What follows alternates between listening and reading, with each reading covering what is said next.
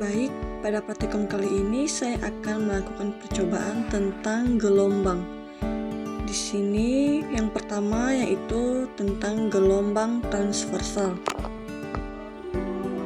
Gelombang transversal adalah jenis gelombang di mana partikel-partikel medium bergerak tegak lurus terhadap arah rambatnya. Di sini saya tidak mempunyai alat yang mendukung seperti selingki untuk melakukan percobaan.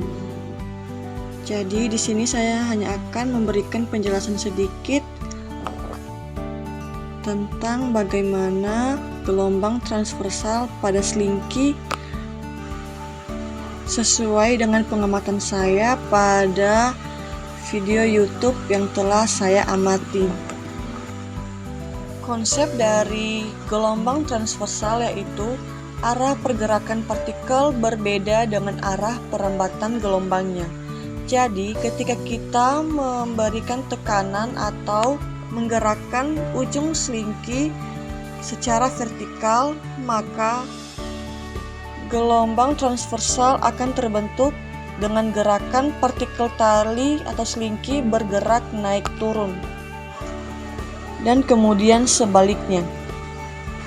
Gelombang transversal memiliki dua komponen utama yaitu puncak dan lembah.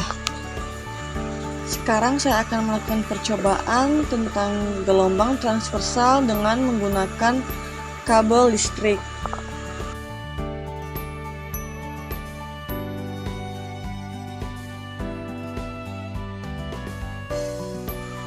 Setelah saya mengamati dan membandingkannya dengan video dari YouTube,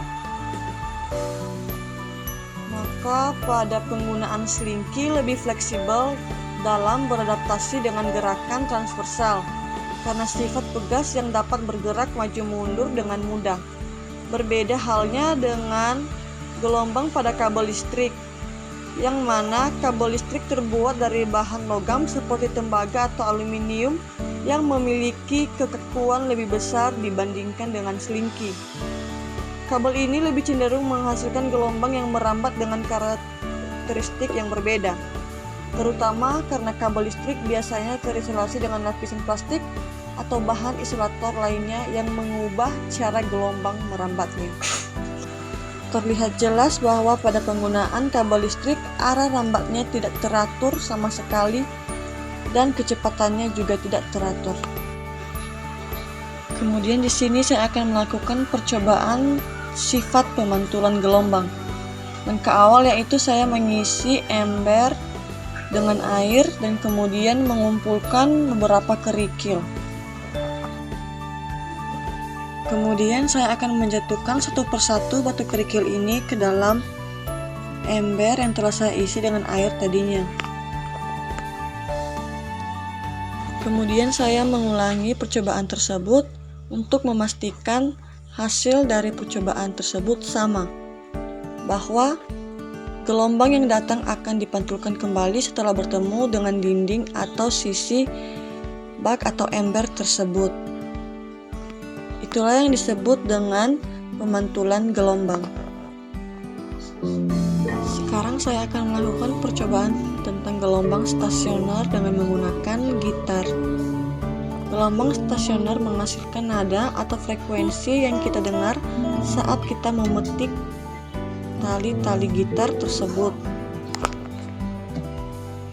Setiap senar memiliki frekuensi resonansi tertentu yang bergantung pada panjang, ketegangan, dan massa senar. Semakin ketat senar, semakin tinggi frekuensinya. Sekian praktikum dari saya. Mohon maaf jika ada kekurangan dan kelemahan dalam penggunaan alat dan bahan. Terima kasih.